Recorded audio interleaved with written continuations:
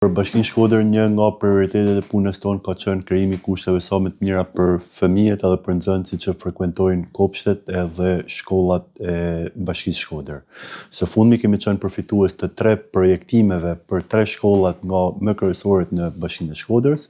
konkretisht shkolla Skënderbej, shkolla Prang Jakova edhe shkolla Gjergj Vat Martini në Velipoj.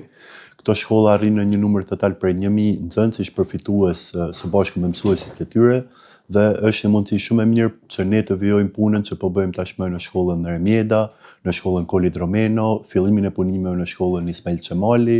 Tring Smajla apo 28 Nëntori. Është një angazhim i cili nuk ndalet dhe do të vijojë bashkëpunimi me Ministrinë e Arsimit në mënyrë të tillë që këto 3 projektime të bëhen realitet dhe të fillojnë sa më shpejt edhe zbatimi i punimeve për to.